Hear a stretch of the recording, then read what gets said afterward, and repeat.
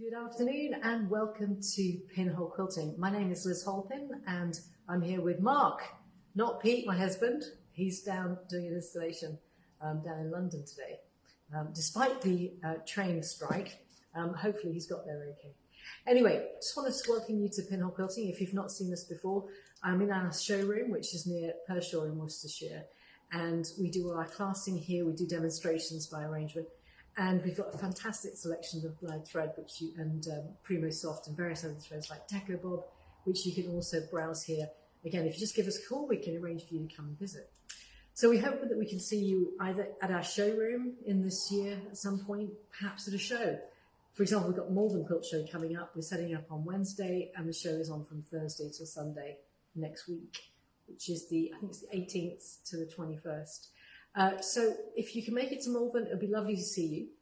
If you're one of our existing customers, do come along and say hi. And if you're interested in one of the machines, we've got a lot of machines there for you to test drive. So come along, find our stand, and we look forward to seeing you. When you walk in the entrance, we're just to the left in the main hall. We hope it's going to be some lovely weather, because if it's the kind of torrential downpours we've had recently, it could be a little bit more problematic. But it does mean that if it's nice weather, you've got the most glorious views of the Malvern Hills. So we look forward to seeing you. If you've got anything in particular that you would like to collect at the show, we take a limited selection of products, some of our glide threads, but it might not be the colour you're looking for. So if there is something that you'd like to order in advance, either email or place your order and tell us that you're collecting it at the show. And we can arrange to have that so that you can pick it up. Anyway, on with this Facebook Live. And today I'm standing in front of the Moxie. A couple of weeks ago, we were away last week, a couple of weeks ago, I was looking at the Amara 24. So we've gone from one of the larger machines to the smallest in the Handi Quilter range. Now, this particular one has also got Pro Stitcher Lite, and I'm going to demonstrate a few things about doing free motion quilting from the front. And depending on the time, I'll show you some of the Pro Stitcher Lite things I'm thinking about doing on this particular quilt. It's a lovely quilt, and it's perfect for doing on this Moxie. It's a cut down frame, this one. It's a 6 foot, it's what we take to the shows. But the standard size for a loft frame, which is normally what people buy with the Moxie, which is a 15-inch long arm. So that's 15 inches from the needle to this part of the free arm. And that gives us around 10.5 inches of usable quilting space, which is quite a lot, and definitely more than most domestic machines. Because it's on a carriage, it also gives you range of movement, really nice range of movement, and a lot of freedom to do the things that you want to do. So in that respect, I'm just going to be using, as I say, the free motion from the front. So I'll disengage the gears, that turns the gears off, and it means that it's now in free motion mode, and we can do the kind of free motion designs that I want to do on the border. This particular quilt, I started probably about a month ago on another Facebook Live session. So I started quilting it at the top, and I did some free motion quilting with this lovely thread. This is one of the new colours, I think it is. Lazy Sun, it's called. We haven't had much of that this year, but if we do, then this is the perfect colour to team up with this really nice, it's like a beehive and sunflower quilt. The idea of this quilt is just to sort of show the kind of techniques that I would use when I'm quilting. So I'm using some of the Pounce Chalk with the full line stencils, and using the full line stencils means I can Pounce Chalk on the front of here, and we can use one of these brushes you can get from the pound shop or whatever to get rid of it when you're done. So if I just get rid of that bit there. And the nice thing is that you're not doing it from the front. Also for edge to edge, you can use these full line stencils. You can actually use the full line stencils, pounce it on the front, and then you're doing your free motion quilting from the front, rather than from the back where you might need a second set of handlebars and a pantograph. So full line stencils are like this, and where can you see that? Yeah? Okay, I'm looking at Mark here, who's doing a great job. Hopefully, we've got Claire Millard saying hi, Pete. So unfortunately, Claire, Pete's not here today. Yeah. I'm filling in. Claire, thanks, Claire. Yeah, in fact, I've just sent you an email just before we started. So this is a full line stencil, and the quilt pounce is a very fine chalk powder that goes into this reservoir of the chalk pounce, and you knock it through so that it actually comes through this little pounce pad. And pounce doesn't mean sort of do this, it means swipe it actually. The pouncing bit is what I just did. So this design, I'm just going to use this design And where the clear is where the design is going to get marked through with the chalk. So yeah, if you come and look a little closer on here, I'm going to tighten this tighter than I would for quilting, so it's a bit firmer. And I line it up with what I've previously stitched. So I got as far as this bit here, and this has actually got a corner on as well. I'm going to line it up so that a little bit of the edge of the full line stencil is over the edge of my border, because I know that's what I used previously. And then I just swipe it down like this. And if you get it wrong, you don't have to worry too much, because you can just redo it. So I missed a little bit at the bottom. Let's see if I can line that up. Oh, that's the bit, I don't need that bit actually, because I'm going to keep going. And that bit is for the corner, so I'm actually going to get rid of that bit. I'm just going to stitch as far as that. So that's how we put the design on, and I'm just going to show how I would do that. Now, this machine had been used in some classes and stuff, and I thought I'd just check what the alignment was like on the needle. And I use a magnet to do this. When we're doing the foundation workshop, there's this nice little magnet, and it's with the new ones we just got in, like a cylinder, and they're really good for checking that alignment. The other ones that we have, the rectangles, do the same thing, but this is almost clearer. So if it's out of alignment, I'm just going to loosen this off and twist it.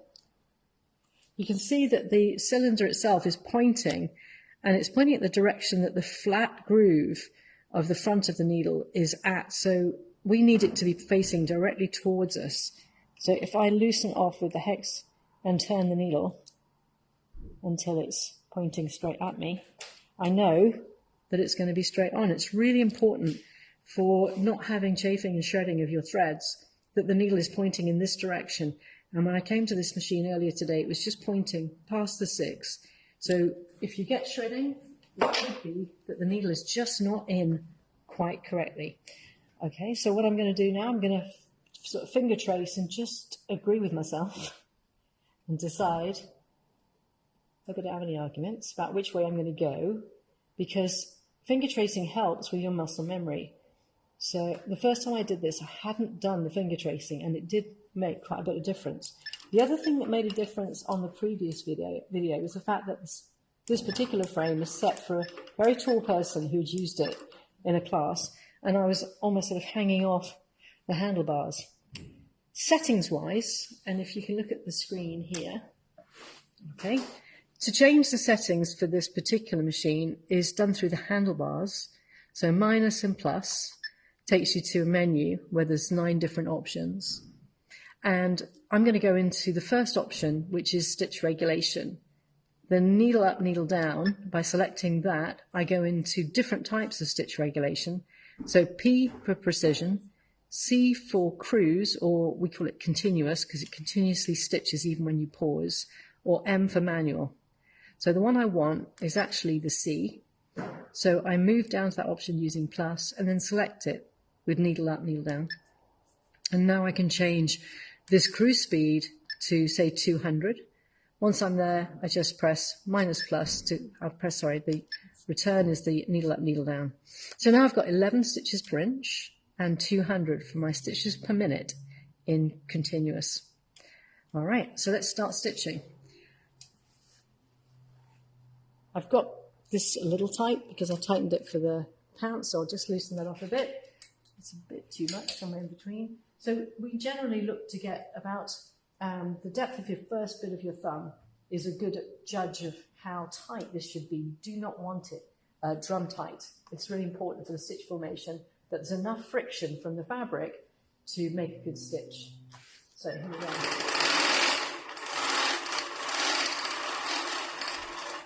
Just give it that little bit of fluff.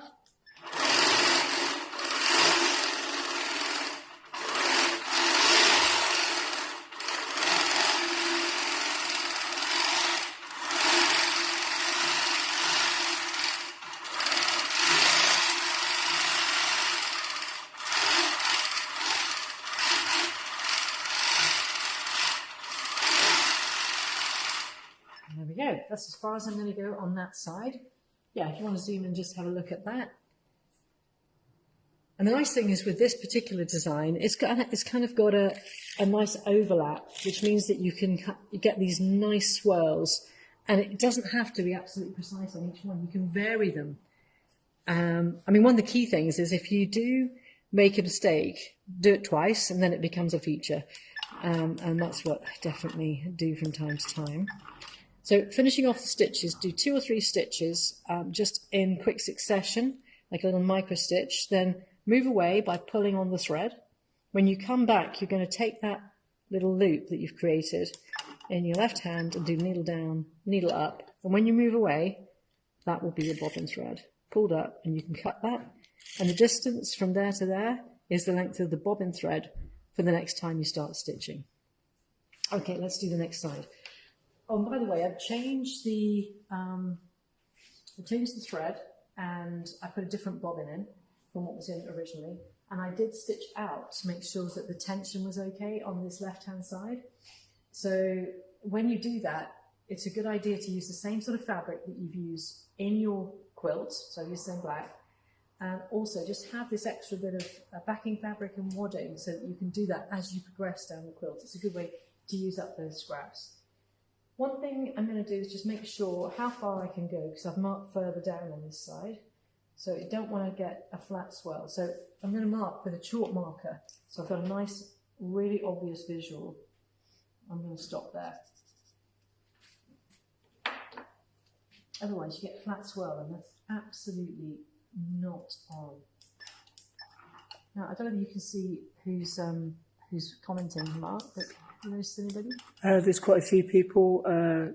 Karen's just said hello from Anglesey. Okay, Karen Hypod, yeah. A couple from Canada as well. Nice. Carol Watson's on. Mary Phillips is on. Okay. So there's quite a few people looking in today. Great. Okay, well, hello to everybody. And I hope you're enjoying this. This is the kind of thing that I know that Carol Watson, who's helped us at Festival of Quilts last year, and we hope will be with us again this year. Yeah, she does a lot of charity quilts and has done some beautiful work on her Moxie with Pro Stitcher. Okay, let's do this next one then. So again, I'm just going to check and make sure I've got this right. Yeah, so I've got to come down here.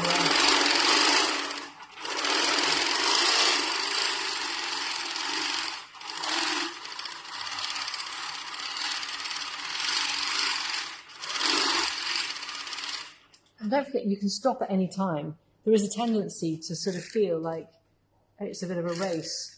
But actually, at any point, just press stop, and then you can continue when you're ready.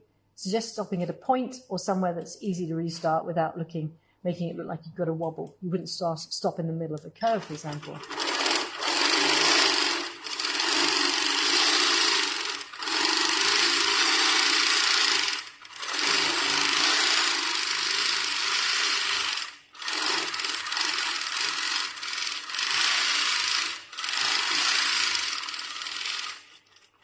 There we go. So stop just at that point there, and then I can do the next section as I progress down. Doing a border like this is called chunking, as opposed to doing a technique, which would be turning. So on turning, what you would do is you'd stabilize your borders, like I would do a little bit of basting, like I have done in this section, and I would leave the border. I'd put some, obviously a stitch down here, and I would probably stabilize in the ditch. Oh, I've got to do that as well. So as I go down, I would do that. But then at the end, I would flip the quilt and I would mount it so that the horizontal is what was the vertical. So I can do those long borders as a separate exercise at the end. And that works really well, particularly if you're using something like Pro Stitcher, where it's easier to do a long run. With this kind of thing, it's absolutely fine. I can stop at these sections here, and I've got to do the middle section anyway. So the next thing I'll do is I'll put on a ruler base and change the foot and do this. Actually, I can do it with Pro Stitcher. Let me just show you how we do it with Pro Stitcher, because that's quicker. So you can see it's fairly, the thing, when somebody came to the showroom yesterday and was looking at whether she'd be interested in computerized quilting or not. And one of the things to kind of clarify is that actually with Pro Stitcher, you're not fixed to using Pro Stitcher for every element of the quilt. If you fancy doing fills, free motion, absolutely do the fills free motion. If you want to do stitching in the ditch and some individual little designs, then you can pick them up off here on the Pro Stitcher or Pro Stitcher Lite. And it means that you've got a lot more flexibility. So it's not a question of you have a computerized, you have to use it. That isn't the case. So I think if you just I think it's important to say that because it does make a big difference. Now, I'm just going to do this Pro Stitcher down here. But actually, with Pro Stitcher Lite, there's a really nice thing that stops you messing up, which is called frame space. I'm going to set that up first. So I'm going to put my gears on. And do you want to just come in a little bit here, Mark? So let me just show you a little bit more about the Pro Stitcher screen that we've got here. Hopefully you've not got too much reflection. So this is the Pro Stitcher Lite. It's on a tablet that's nice. It's a nice size of tablet because we've got our workspace here, tabs across the top, and this is called the ribbon, where things to do with the tabs are highlighted here. So we can set up, for example, an area, two-corner multi-point, and the frame space. So the first thing I want to do is set up the area, the maximum area that I can use, which is called the frame space. So if I click on that, on this right-hand side, I can set up the top left, and then I'm going to move it down to the bottom right of the area that I can physically stitch. That's as far as it will go. I'll go back a fraction, because at some point my fabric is going to build up so much that I won't be able to see it. So there is my frame space, and the orange crosshairs represent my needle. Okay.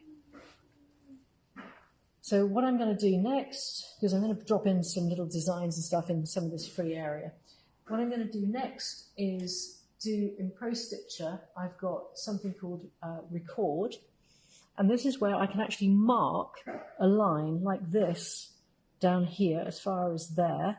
I can actually stitch a straight line, and the first thing I do is mark this first point. And the second point, I'll stitch it as much as possible in the ditch. There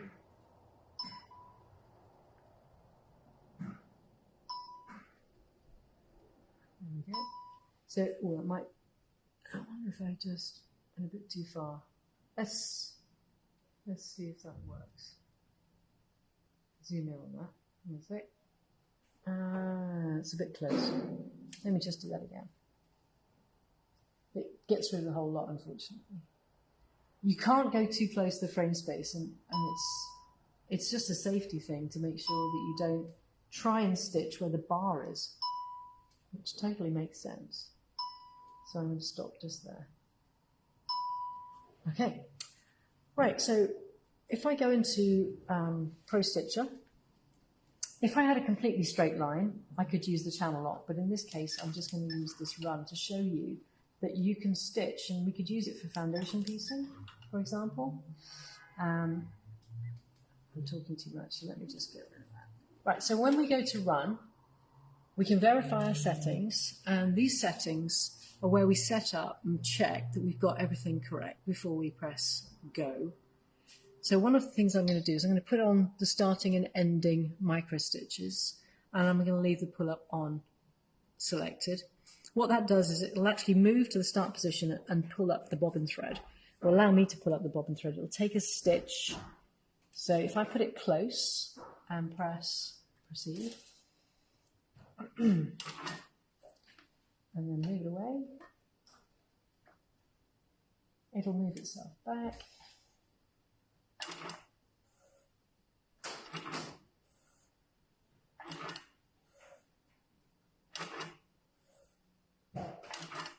So these are the micro stitches.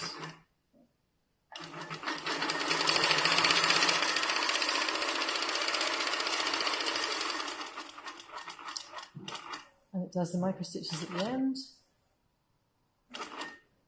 And then it'll unlock the gears. On something like this where it's a really obviously sort of stitch in the ditch, and it's unlocked the gears now. I can move it away, come back. One thing I do is I just keep my hand close to the quilt, because you can slightly move the quilt and make sure it does stitch exactly where you want it to. I wouldn't do that in some designs, but it's useful when you're doing stitch in the ditch. So I've stitched down there, One of the things I wanted to do, and I would do the same on that, but I can come back to it because I've basted all of this. One of the things I wanted to show you was how we can put in a little sunflower design, where I would like it to go. And I basted this all the way down with a large basting stitch using hand remote, or 1/4 of an inch, I can't remember now. So I'm going to put a few little random sunflowers here. I might even have them going, like this is half part of a sunflower. So I'll put some here. And I put in some basting stitches. I would recommend using a different colour thread if you're doing basting stitches. It makes it a lot easier to cut out. But one of the things you might want to do is remove the basting stitches when you're on that section. And we've got these really neat little seam rippers, these Seam Fix. They're on our website. I think they're £6. And they have this rubber bit on both that end and this end which protects the seam ripper. And the way that I use this, I don't know whether you want to bring it in again. I'm just going to get rid of this section here so that I can show you how I'd use this. I normally hold it sideways on, and I basically take out every sort of 3rd or 4th stitch, like so. Like I say, if it was in bright red, it would be a lot easier for me, and probably for you to see too.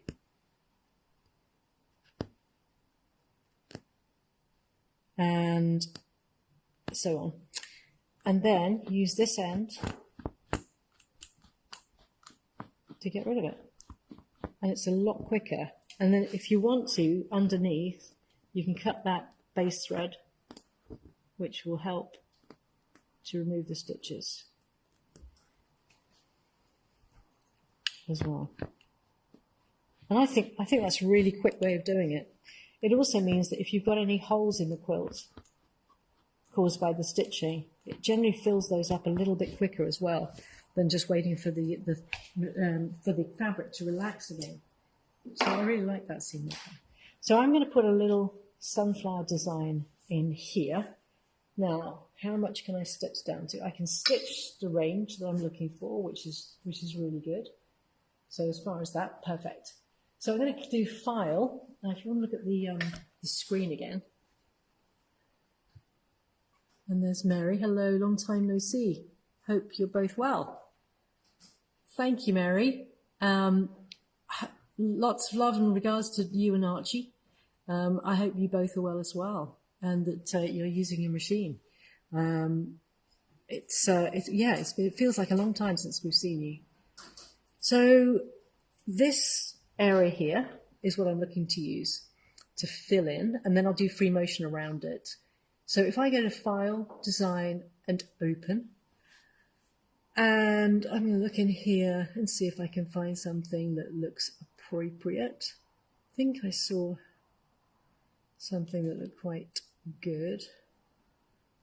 Let's have a look. Yeah. So here we go. Sunflower Delight 2, Sunflower Sister. I think Sunflower Sister looks pretty good. There's also a lovely one here. Just check this one out. I won't stitch it out, but look how lovely that is. And you could probably do some writing in that, like for a quilt label. It's really detailed. So let's close that.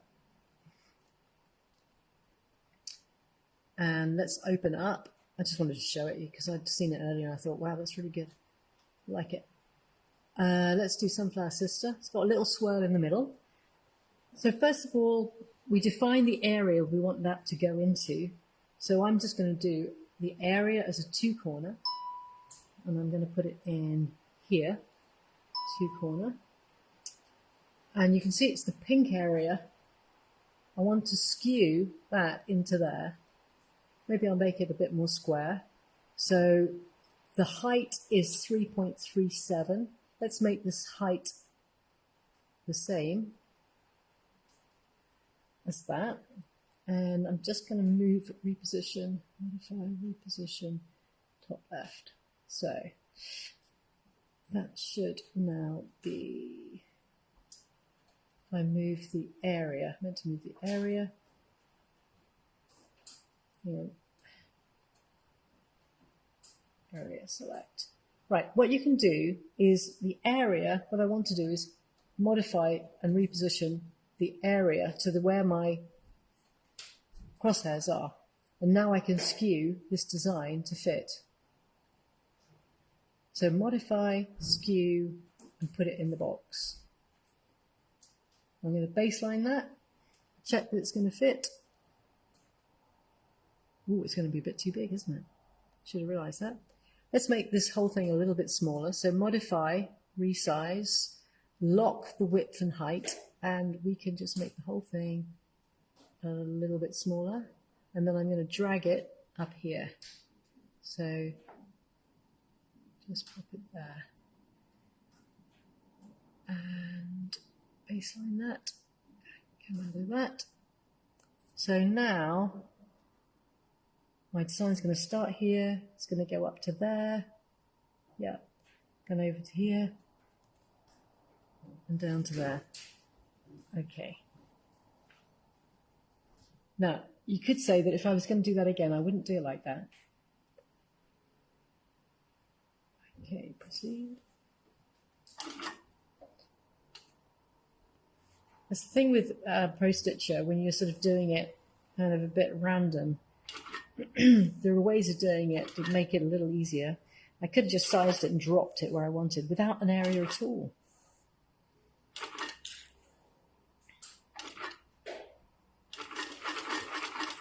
So I'm just going to pause it because I need to cut my threads.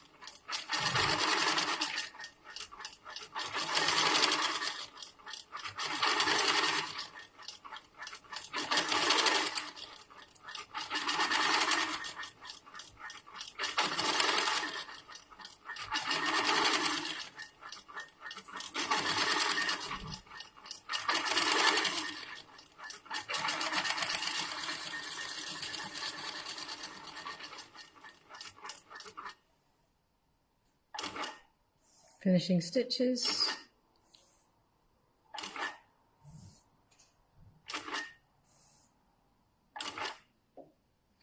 Unlocks the motors.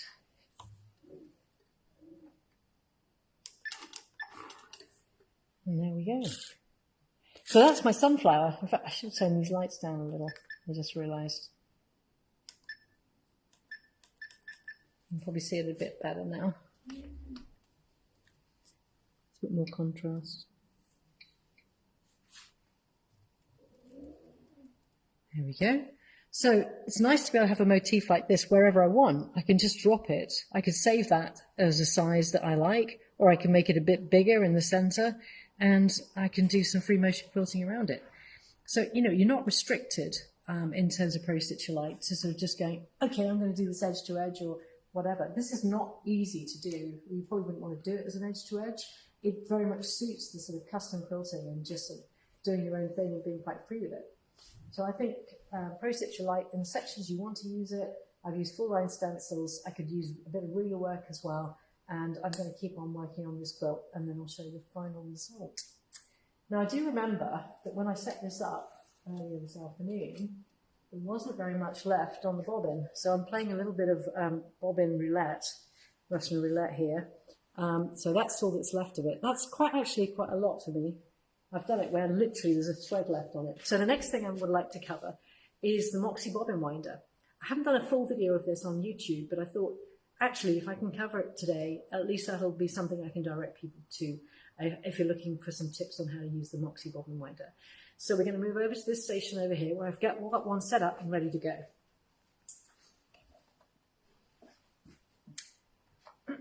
So, other bits and pieces, move those out of the way. Reflective.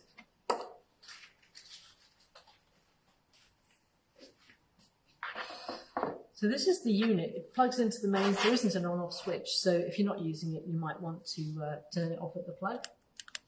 We can use cones on here. There's a cone holder, and some of the bigger cones would fit very easily on here. Make sure that the cone holder is set up so that it goes directly up from the cone up to here, and there's a screw in on the base. Make sure that's nice and tight.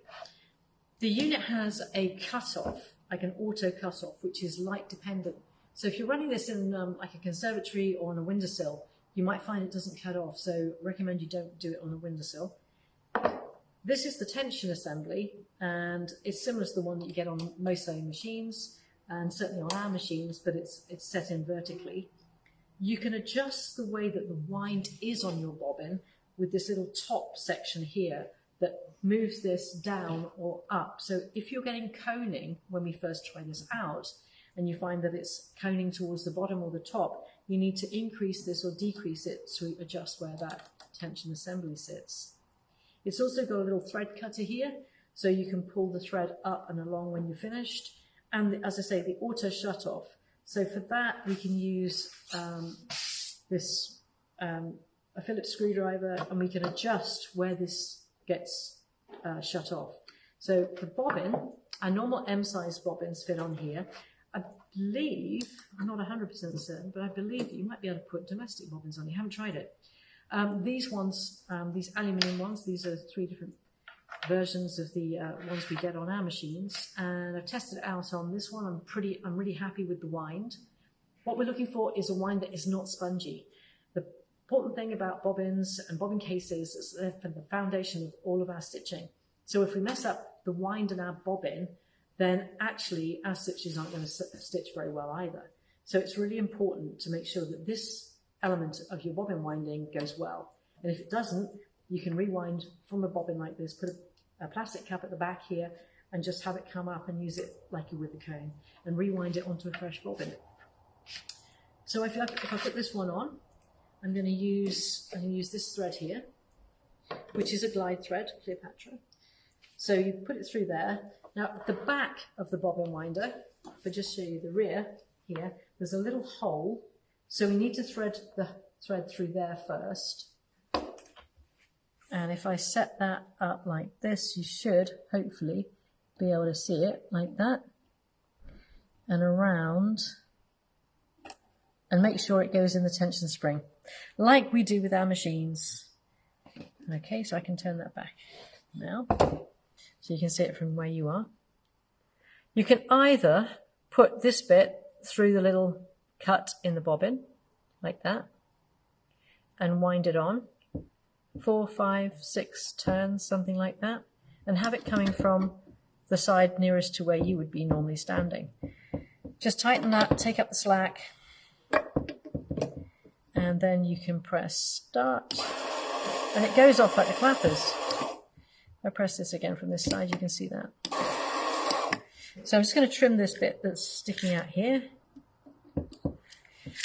And how's that looking? That's looking pretty good.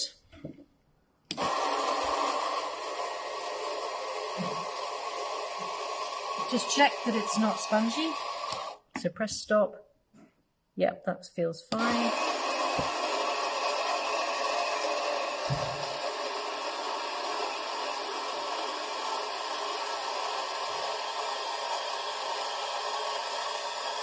So if I was concerned about it winding too much at the top or too much at the bottom, as I said, you'd adjust this and it goes up or down accordingly.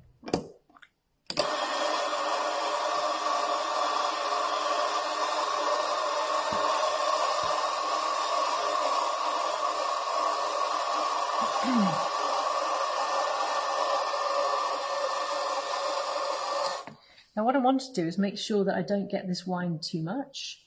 So if there's a green light on here, and I press start, if I move this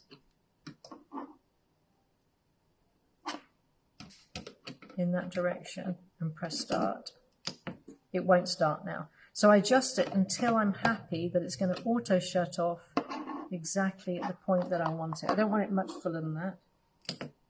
That's fine. There we go. So now I can press, once I've pressed start and I've got to the right point, that's as full as I would want it. Perhaps a little bit less than that, but that's how you adjust it. And then to cut it, there's a little blade on the inside of this, and there's your bobbin. Okay, I will do a proper YouTube video on that with a little bit more in depth, taking it out of the box so that you can actually see how it all works. And if you've got any questions on that, or if you've got any things that you're concerned about using your bobbin winder or the original one that we've got next to it, this is the one that is shipped with the other machines, but the Moxie one gets shipped now with that newer Moxie bobbin winder. This is the original one, and there is a video on this on our YouTube channel, which explains exactly how to set it up literally out of the box. Okay, well, I hope that was useful. I'm just going to talk on the sofa. Mark's going to move the camera over there so I can just chat to you about a few other things. I'm afraid I'm not able to answer any questions sort of interactively today because I haven't got feet. So Mark's just going to set the camera up there. Can you see everything? Yeah? Great. Okay. So we've got the Malvern Quilt Show coming up. There'll be some really excellent offers at the Malvern Quilt Show. So do stop by the stand. If you're thinking about getting a long arm, come and talk to us, have a go on the long arms, see what they feel like. It's such an important thing to get a feel for the different machines. I mean, we very often have people who come in the showroom with a particular concept of like which machine they might be interested in, but actually until you've had a go, you don't really know what the differences between the machines are for you personally, and everybody's different in that respect. You know, height makes a difference as well. And this lady here yesterday, he was over 6 foot, and obviously her choice of the machine could be a little different from mine, because I certainly wouldn't be able to use some of the biggest machines, but that's not an issue if you're very tall. So the other thing is that we're going to have some special offers on the Capri, and so come and talk to us about the Capri. You can use it as a sit down, you can use it as a stand up, and it's a really lovely machine.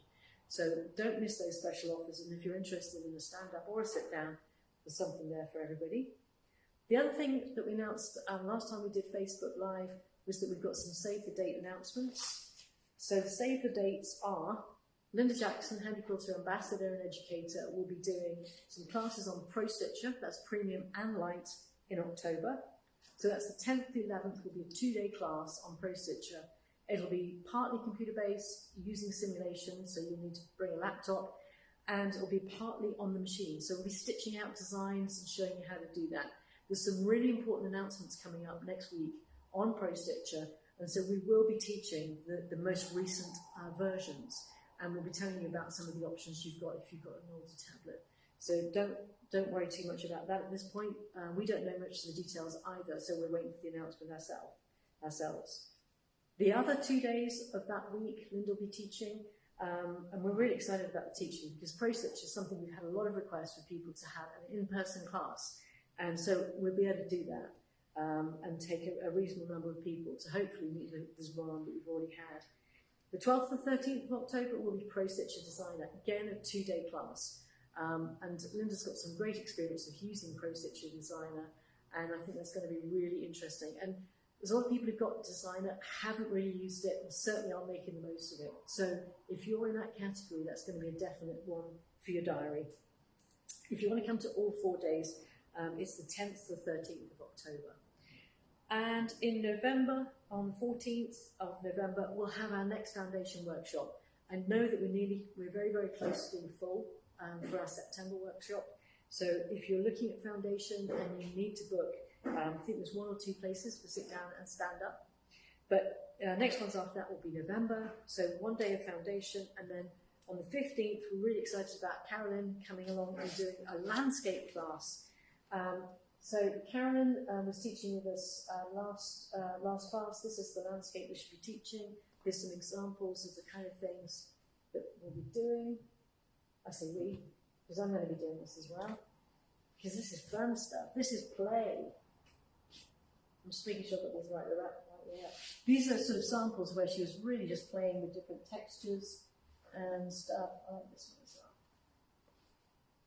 So, couching, using wool, using stuff that you've bought, that you've got left over from other projects. This is a very creative use of the long arms. We'll provide a kit and you'll have fun putting these things together, and it will be about binding on the machine on the same day. And on the 16th of November, the final thing that we've got planned for you so far is the remote foundation workshop. So for those of you who haven't been able to attend in person, this is where we aim to plug that gap and offer something where you can, on the 16th of November, plan a day where we'll show you all the kind of things that we do on the foundation workshop in person. It's not going to be the same, of course, but we hope that we can actually facilitate that so that you don't have to come here if you live on some remote island in the middle of the ocean somewhere and you've bought a machine from us, and we have a number of people in that category. Then this means that you'll be able to join us for the foundation workshop. So we hope you can for that. The time is 22, so I just want to show you something that I worked on ages and ages ago, and it's very close to being finished now. How easy is this? This is just like a 45-inch wide piece of fabric from Amy Butler from years ago, with a couple of borders on it and an Amy Butler backing fabric. And the backing fabric is actually, the quilting on this is actually done from the design on the front. So literally I'm just quilting through, these roses are the design. And I just thought, you know, we don't have to spend ages piecing a quilt. If we just love long arm quilting, use the inspiration and design from your fabric. And the other thing I did on this one, I've never done this before, but I just brought the backing around to the front and just bound it with a little hidden stitch on the front. So it made it really, really quick and easy. I say quick and easy, it's been sitting there for ages, but that's me. So I hope that it's been a useful session for you. I'm sorry we haven't got the normal double act, but I thank you very much to Mark, who's there in the background, as always, doing our operations, doing a great job too. He's been testing a lot of machines recently, so if you're interested in ordering one of our lovely Handi Quilter machines, don't hesitate to book an appointment or come and see us at a show or give us a call. We'll be announcing some open day dates for later in the year as well. And they're a great opportunity. A number of people who've come on those open day dates in a very sort of, it's definitely not a selling session. It's about you getting to know us, getting to have a play on the machines. And it's not like in a show environment when there's lots of people and hustle and bustle. It's much calmer. And it's a great opportunity for you to come and see our lovely showroom. So we'll be announcing those at the Northern Quilt Show, what dates for your diary for that. All right, well, listen, I hope you have a lovely weekend, whatever you plan to do, whether it's in the garden or if it's in quilting. Have a lovely time and happy quilting.